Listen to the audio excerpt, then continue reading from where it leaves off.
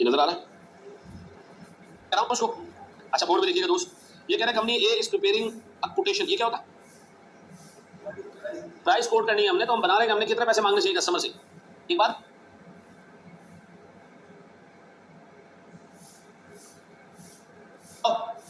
ये मैंने 2 रुपए का खरीदा है, कितने मांगू कस्टमर से? 2 से ज्यादा। इसका जवाब ये होना चाहिए 2 से ज्यादा। तो अगर आप रेलेवेंट कॉस्ट निकाल लेते हो और आपसे एग्जामिनर कहता है कि जी इस प्रोजेक्ट की प्राइस क्या होनी चाहिए, तो आपने क्या करना है? Anything above relevant cost. ठीक है जी। अब बताइए, कह रहे जी हमने इसके लिए 400 केजी का मटेरियल हमें चाहिए।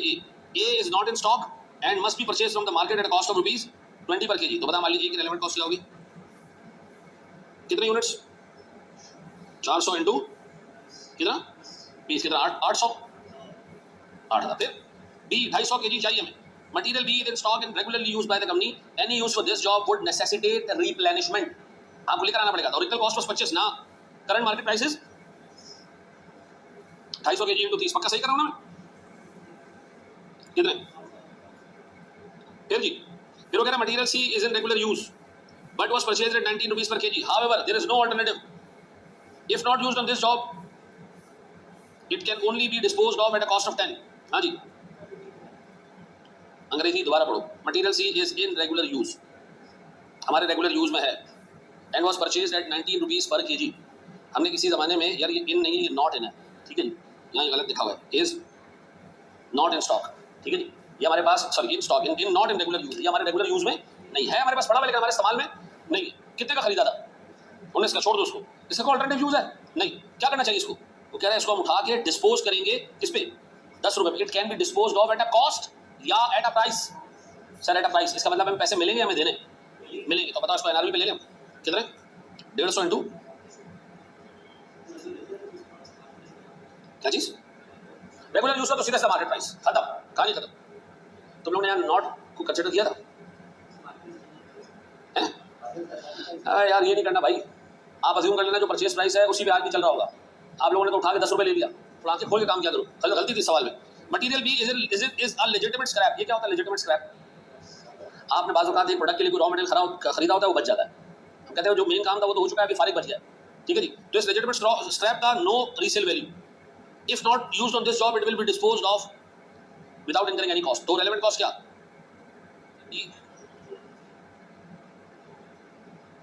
अब बताओ इसकी जगह अगर 200 केजी चाहिए होता तो जीरो ही होता। 200 किसी को भी जीरो से मल्टीप्लाई करोगे वो जीरो ही आ जाएगा। ई के बारे में क्या कह रहा है? वो कह रहा है E is a waste material, जहरीला मादा, and requires cleaning, special bungees at a cost of ₹5 per kg. If not used, if used on this job cleaning cost can be avoided. हां बताओ जी कितने? कितने? कितना? खलास क्या रहा?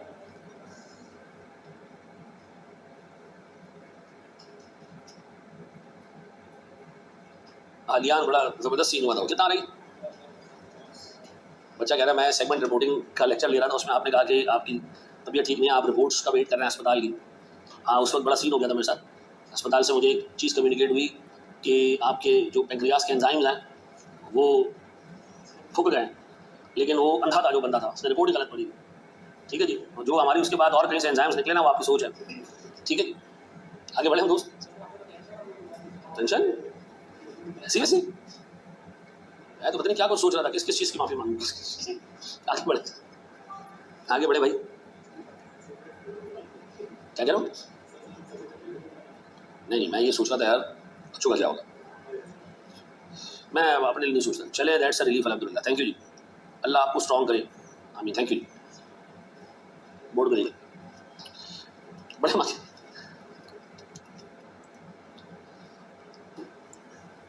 चलो जी, ये कहते जी Xavier Limited is approached by a customer to produce a product that will require the following ingredients।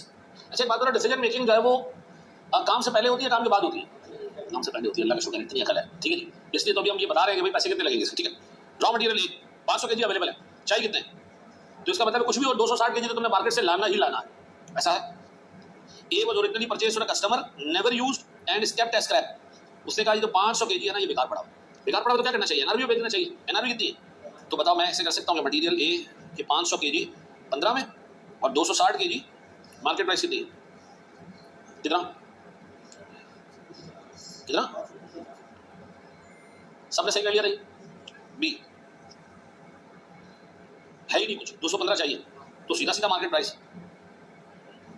कितना 150 कितनो 32। Okay C is in regular use, कुछ भी करो घर वाला भी इस्तेमाल करोगे तो इंशाल्लाह, सॉरी अच्छा सी इज स्क्रैप कचरो, 400 केजी अवेलेबल है, 510 चाहिए, तो 400 तो एनआरबी पे ले लो और 110 मार्केट प्राइस कितनी है, एनआरबी कितनी है सर, एनआरबी 0, यही चाहिए डी, डी इन रेगुलर यूज, तो इसको तो सीधा सीधा उठाओ, 250 चाहिए, सीधा सीधा मार्केट प्राइस कितना है जी 140, 250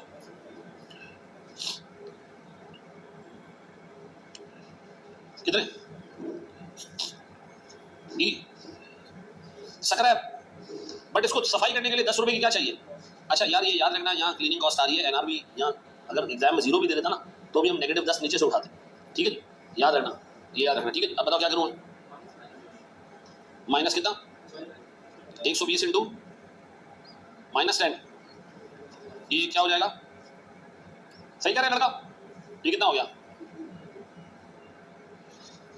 ये सबने सही कर लिया। हम आगे बढ़े, अपने पास हेडिंग डालो यूटिलिटी वैल्यू, क्या हेडिंग डालोगे, यूटिलिटी वैल्यू, ये अब एक और चीज हम पढ़ने जा रहे हैं, ये है यूटिलिटी, सही है ना, 3 दफा आता है ना, 2 दफा आता है, आखिरी में आता है यूटिलिटी। अच्छा बोर्ड में लेना दोस्ती है क्या, गौर सुनना, सारी चीजें छोड़ दो, दिमाग लगाना है प्यारे भाई, मैं एक वाकया कई साल से सुना रहा हूँ, दोबारा से आपको सुनाने जा रहा हूँ, ठीक है सर।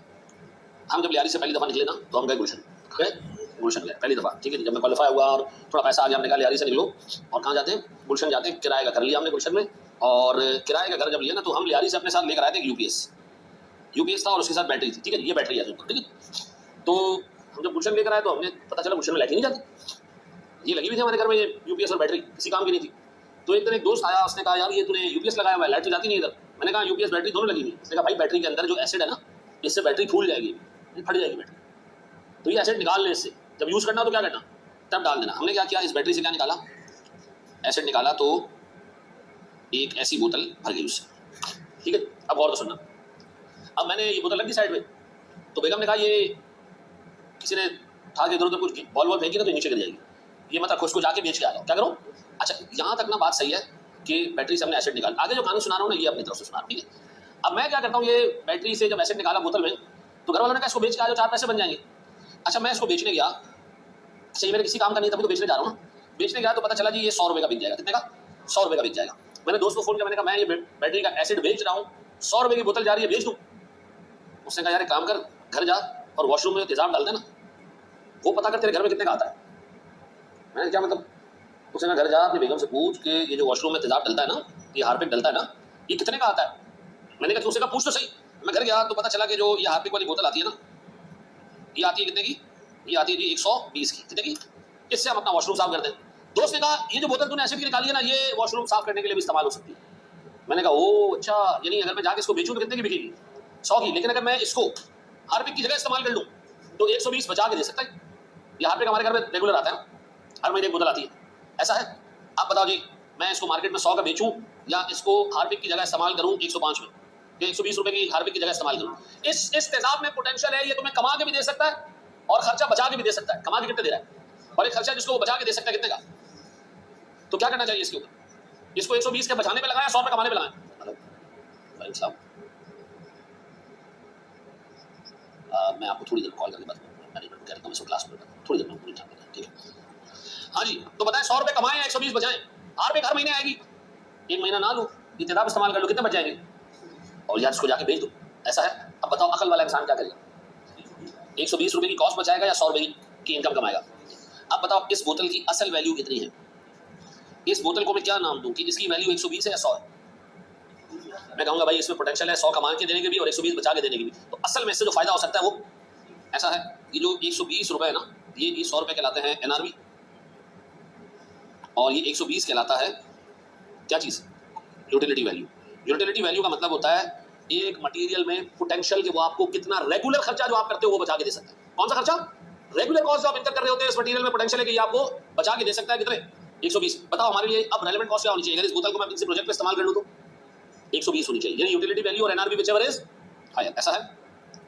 अब बताओ रेलेवेंट कॉस्ट क्या होगी? अगर हम इस बोतल को बजाय वॉशरूम में डालने के, बजाय बेचने के, अपने प्रोजेक्ट पे इस्तेमाल कर लें तो हम कहेंगे कि रेलेवेंट कॉस्ट इज एनआरवी और utility value whichever is higher, ऐसा है। ऐसा है मेरे बच्चों। अब बताओ हमारे पास अगर हम अपडेट करें अपनी डेफिनेशन को, रेलेवेंट कॉस्ट या तो मार्केट प्राइस होगी या एनआरवी और utility value whichever is higher होगी। यूटिलिटी वैल्यू की हर दफा होगी चीज होगी नहीं, यूटिलिटी वैल्यू किस चीज की होती है? जो किसी दूसरे की जगह इस्तेमाल हो सके, ऐसा है। आपकी एक रेगुलर खर्चे की जगह जो है वो इस्तेमाल हो सके। एक बात बताओ, क्या मैंने आपको कहा कि तेजाब हार्पिक की जगह इस्तेमाल हो सकता है? हाँ ना, कहा ना? क्या मैंने ये कहा कि हार्पिक तेजाब की जगह इस्तेमाल हो सकता है? आप कल से हार्पिक डाल दें उसमें, ये तो नहीं कहा ना, अल्लाह के वास्ते याद रखना। मैंने आपको कहा कि ये तेजाब हार्पिक की जगह इस्तेमाल हो सकता है, ये बात सही है, लेकिन हार्पिक उठा के हम बैटरी में तेजाब की जगह इस्तेमाल नहीं कर सकते। ये दिमाग में रखना, आगे सवाल आएंगे इस तरह, ठीक है जी, ऐसा है। बढ़े आगे। कोई दिया तो बल्ले बल्ले, मैं समझूंगा आज का टारगेट बहुत बेहतरीन तरीके से अचीव होगा। मैं इसको रीड करूं, हम इसमें जगह जगह जगह जगह यूटिलिटी वैल्यू का कॉन्सेप्ट, जगह जगह यूटिलिटी वैल्यू।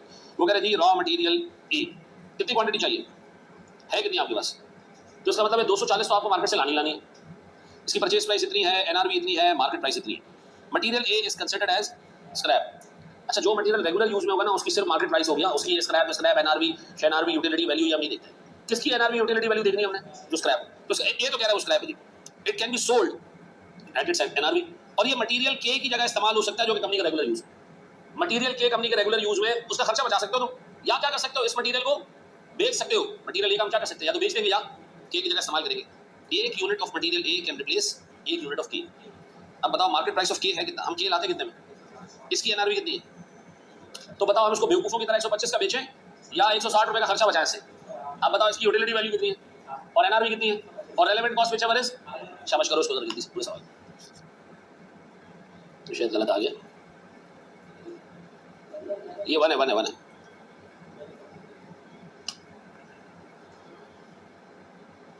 ये वन है। हाँ जी, हो गया। क्या आ रही है मार्केट वैल्यूज? मैं कह रहा हूं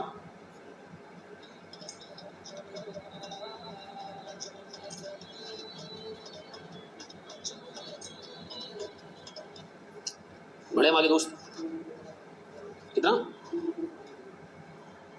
30 नहीं, दूर दूर तक ये जवाब नहीं। आओ मेरे प्यारे बच्चों, हम इसको सॉल्व करते हैं। मुझे एक बात बता, सबसे पहले मटेरियल ए मैच करते रहो। मटेरियल ए में कुछ तो आपने बाहर से खरीदना है ना, कितना कितना बाहर से खरीदना है? 240। किस रेट में? 212। अच्छा, बाकी जो है वो 260 जो है वो किस रेट में आएगा? सर ये आएगा 160 में एनआरवी की जगह यूटिलिटी वैल्यू। कितना आ रहा है? बोलो मेरे प्यारे बच्चों, बोलो बोलो। 92,480। मटेरियल बी, मटेरियल बी के बारे में कह रहा है 780 रिक्वायर्ड है, 1050 अवेलेबल है, मतलब ठीक ठाक पड़ा हुआ है। फिर मटेरियल बी भी स्क्रैप है, ठीक है जी, हाँ, लेकिन मटेरियल जी को रिप्लेस कर सकता है। लेकिन याद रखना 2 यूनिट मटेरियल बी के इस्तेमाल होंगे एक जी के अगेंस्ट। तो मटेरियल बी के 2 यूनिट्स एक जी की जगह इस्तेमाल हो रहे हैं। मटेरियल बी के 1 यूनिट की एनआरवी कितनी है? तो इस 130 को मैं इससे कंपेयर करूं? नहीं, गलत हो जाएगा, ये गलत हो जाएगा सर। आपने 130 को 2 से मल्टीप्लाई करना कितना हो जाएगा? अब बताओ 2 यूनिट की स्क्रैप वैल्यू 2 यूनिट की उसके बराबर यूटिलिटी वैल्यू कौन सी बेहतर है? 280 बेहतर है। तो इसका मतलब 140 रुपए आपके पास पर यूनिट आ गया, ऐसा। अब बताइए क्या करें? क्या आ रहा है? पक्का डन हो गया? क्या चीज? अब बताइए जी, 250 रिक्वायर्ड है, 320 अवेलेबल है, तो इसका मतलब है औकात से ज्यादा अवेलेबल है, मैं सिर्फ कंपनी के अंदर से सामान उठाना है। सी के बारे में कह रहे हैं ये भी स्क्रैप है, कचरे भत्ती किया हमने, ये मटेरियल एन की जगह इस्तेमाल हो सकता है 3 यूनिट एक की जगह। तो क्या करें? 120 मल्टीप्लाई में 3 कितने? 360 या 330, कौन सा ले? इसका मतलब एनआरवी लेने सर 120, ऐसा। तो 250 इंटू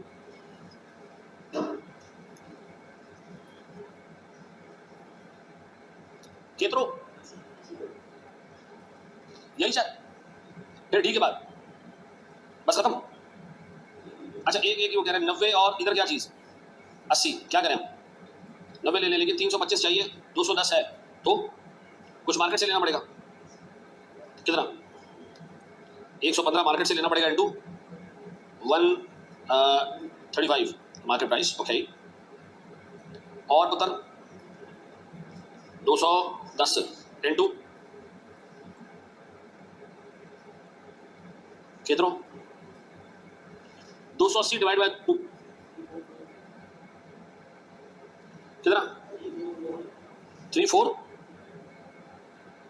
यही है मेरे बच्चों, हो गया। मरियम नासिर बेटा तुम्हें समझ आ गया कितना आ रही, क्या गलती की थी 266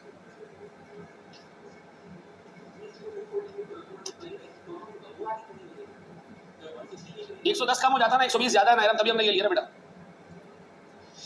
यूटिलिटी वैल्यू कितनी है 2 यूनिट की, 280 डिवाइड बाय 2 करो क्या आ रहा है 140 ना, 140 बेहतर या मटेरियल बी का 130 बेहतर, क्या चीज बेहतर 140 बेहतर, ऐसा है।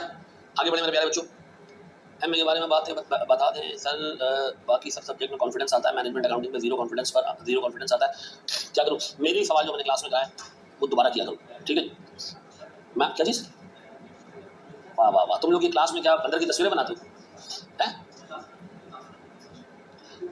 ओहो, लेक्चर से निकाल दिया करो यार। चलो आज मैं सारी पीडीएफ अपडेट कर देता हूँ, ये वाली को अभी ले लो यार। अच्छा हम आगे बढ़े, हमारी क्लास कितने 8:45 तक है ना, सॉरी 4:45 तक है ना। एक सवाल और देखेंगे मेरे प्यारे बच्चों, अपने पास हेडिंग डालेंगे material short and supply, short तू हर दफा 4 मिनट कम क्यों बताता है? चलो हम वो सवाल खोल तो लेंगे लेकिन बंद नहीं कर पाएंगे। अपने पास कोई हेडिंग नहीं डालो, कलम देखते हैं मटेरियल शॉर्ट एंड सप्लाई।